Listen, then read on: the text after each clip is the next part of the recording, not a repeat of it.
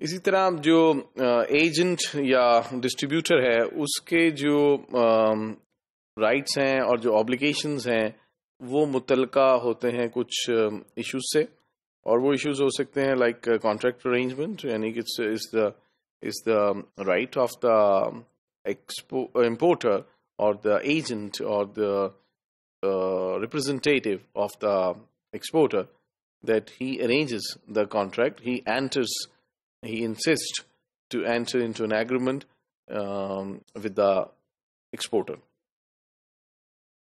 It's the duty of the importer to safeguard the exporter's interest.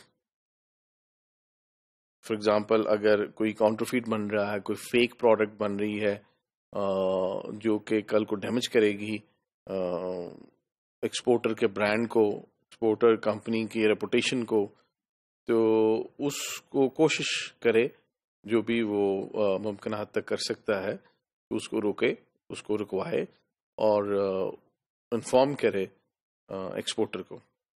اسی طرح جو market feed back ہے، اگر کوئی نیگیٹو آ رہی ہے فیڈ بیک اور جس میں امپروو کیا جا سکتا ہے تو وہ پوری کوشش کرے کہ اس کے ایکسپورٹر کے انٹرسٹ کو سیف گارڈ کرے اور وہ فیڈ بیک ٹائملی کنوے کرے ایکسپورٹر کو. اسی طرح آبزرونس آف کنڈیشنز آف سیل، جیسے جو فارمیٹ ہم نے طے کیا ہے، جو ایکسپورٹر اور امپورٹر کے درمیان طے ہوا کہ یہ پروڈکٹ کیسے بکنی، تو اس کے بارے میں اسٹرکٹ رہے. اور فار ایگزامپل اگر کوئی پروڈکٹ ہے جو کہ میس سیلنگ ہے اور کوئی پروڈکٹ ہے جو ایف ایم سی جی ریلیٹڈ ہے، تو اس کا فارمیٹ آف سیل یہ ہے کہ اس کو شاپ ٹو شاپ ڈلیوری چاہیے، تو اس کی پھر سیل ایسے ہی ہوگی جیسے ہم نے طے کی ہے. اور کمپٹیٹیو لائنز آف پروڈکٹس، اس کے بارے میں کلیئر ہماری انڈرسٹینڈنگ ہوگی کہ کیا جو ریپرزینٹیٹیو ہے، ڈسٹریبیوٹر ہے، وہ کمپٹیٹیو لائنز بیچ سکتا ہے یا نہیں. In many cases, no. So if it is no, then it is the duty of the importer not to carry competitive lines of the brand which he is representing on behalf of the exporter. پھر ایک بہت اہم نقطہ جو ہے وہ after sale service کے حوالے سے ہے کہ آفٹر سیل سروس جو ہے وہ یوزلی رسپانسبلٹی لیتا ہے ڈسٹریبیوٹر کہ وہ آفٹر سیل سروسز پرووائڈ کرے گا. اگر ایسے ہے تو it is to be provided, he has to start a separate section to provide the after sale services, especially the products which are electronic product, for example.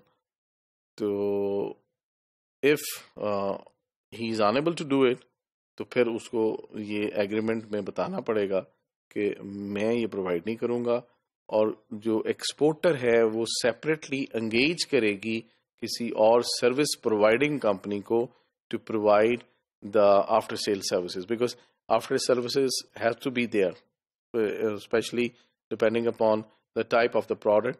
So in certain cases, the product cannot be sold if it is not backed by the after sale services. So, but this dimension, that who is providing these services, should be very clear in the agreements and should be followed later on in the letter and spirit. Then the payment arrangement when it is to be, when the products are delivered. So, or if it is a credit sale, then payment after a specific period of time, or depending upon how they agree of the payment. So to make the arrangement of the payment of the consignment is the responsibility and obligation of the importer. Then another very important dimension is the custom clearance. So in certain countries it is really very technical and tricky to get the goods clear from the customs. Customs come when the border crosses. So جو بھی products آتی ہیں کسی ملک میں، تو depending upon the policy of the government، کبھی کچھ ملکوں میں پالیسی جو ہے وہ بڑی لبرل ہے، ریگارڈنگ دا امپورٹس تو ان میں جو کسٹم ڈیوٹیز ہیں وہ بھی کم ہیں. Number of tariffs and taxes جو ہیں وہ بھی نسبتاً کم ہیں, یا کچھ ملکوں میں صرف ایک ٹیکس ہے جو کہ امپورٹ پہ کیا جاتا ہے. تو ڈپینڈنگ اپون, لیکن رسپانسبلٹی ان موسٹ کیسز جو ہے وہ امپورٹر کی ہے.